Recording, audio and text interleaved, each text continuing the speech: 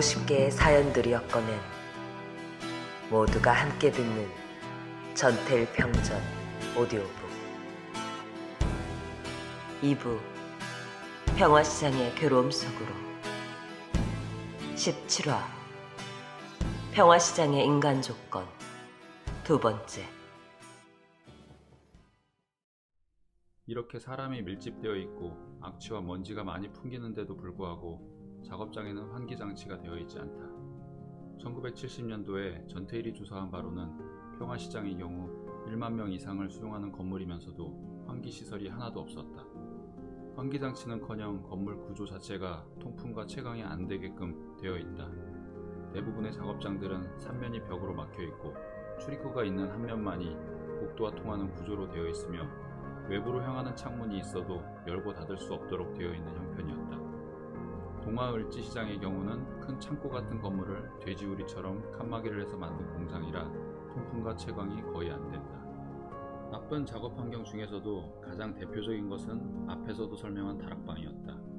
이것은 업주들이 좁은 작업장의 공간을 최대한 활용함으로써 생산비를 절감하고자 만든 것인데, 바로 이 사실이야말로 한국의 저임금 경제가 딛고선 냉혹한 인간 경시, 인간 비료와 저 참혹한 노동지옥을 상징하고도 남는다.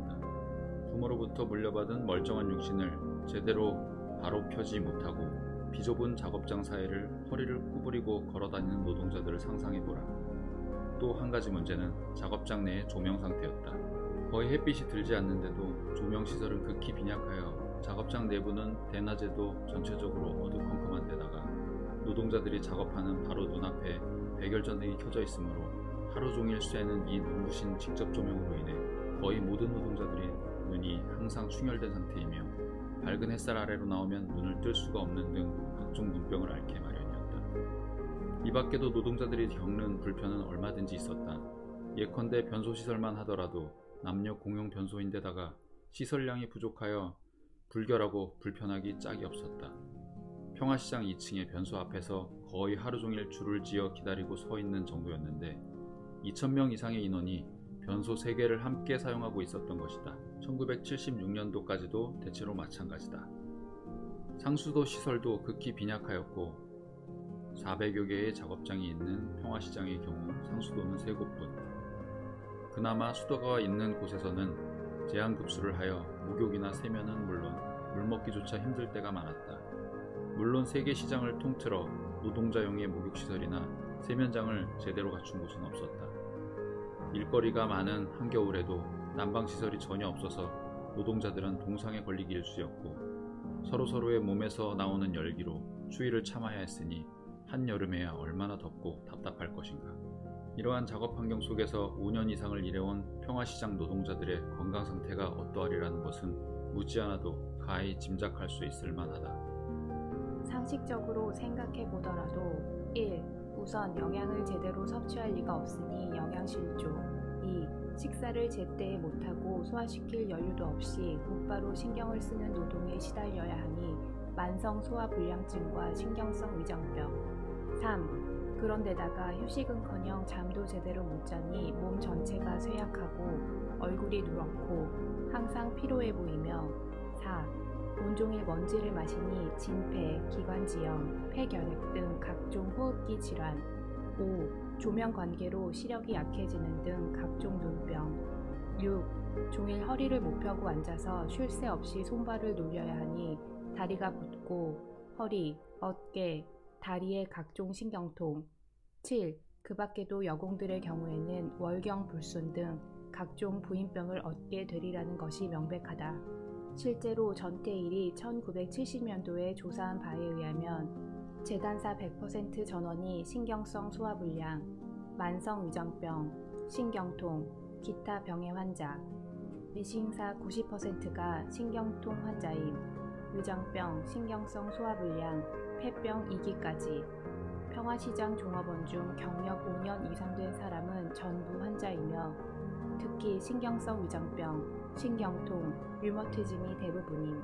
또 설문조사에 응한 126명, 시다, 미싱사, 재단사 포함 가운데 96명이 진폐, 폐결핵 등 기관지 계통의 질환에 시달리고 있으며 102명이 신경성 위장병으로 식사를 잘 하지 못하며 전원이 밝은 곳에서 눈을 제대로 뜰 수 없고 눈곱이 끼는 안질에 걸려 있다고 하였는데, 병에 걸려 있으면서도 증상을 자각하지 못하고 있는 노동자들이 많다는 것을 고려하면 실제로 그들이 앓고 있는 질병은 전태일의 조사 결과보다도 훨씬 더 심각한 것이라 보아야 할 것이다.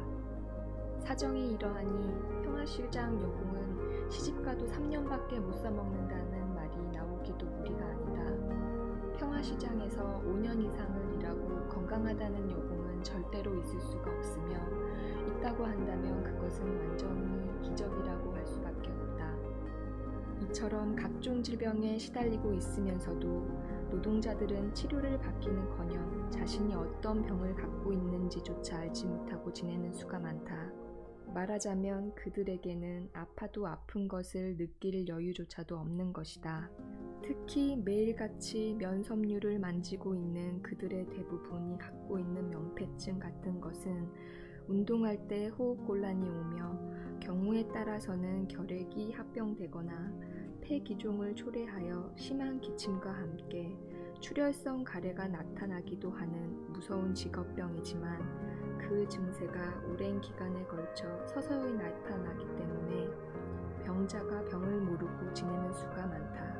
이 병은 질이 좋은 흉부 X선으로도 잘 발견하지 못하는 것인데, 하물며 X선 간접 촬영으로 이것을 찾아낸다는 것은 거의 불가능한 일이다.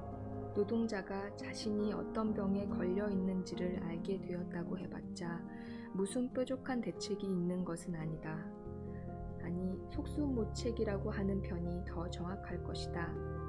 무슨 돈이 있어 치료를 받겠으며 그날그날 노동으로 먹고 사는 터에 무슨 시간이 남아돌아 한가하게 치료를 받고 앉아있겠는가. 대책이 있다면 오직 병이 깊어진 후에 직장을 그만두거나 해고당하는 것이다. 원래 직업병이란 업주가 책임지고 비용을 대어 고치는 것이 도의적으로 보나 법적으로 보나 당연한 사리이다. 그러나 실제에 있어 평화시장의 업주가 제 돈을 내어 종업원의 병을 완치시켜준다고 하는 일은 없으며, 있다고 하여도 완전히 예외에 속하였다. 치료가 다 무엇인가? 근로기준법에 의하면 사용자는 자신의 비용으로 매년 1회 이상 정기적으로 종업원들의 건강진단을 실시할 의무를 가지고 있는 것으로 되어 있는데도 불구하고 평화시장의 업주들은 그것마저 제대로 실천하지 않고 있었다. 전태일의 말에 의하면 한 공장의 30여 명 직공 중에서 겨우 2명이나 3명 정도를 평화시장 주식회사가 지정하는 병원에서 형식적인 진단을 마칩니다. 엑스레이 촬영 시에는 필름도 없는 촬영을 하며 아무런 사후지시나 대책이 없습니다. 라는 것이었다.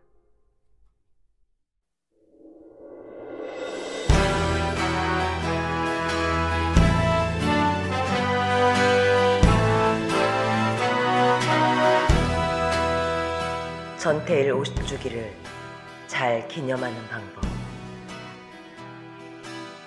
모두가 듣는 전태일 평전. 제작 민주노총 서울본부. 후원 전태일 재단.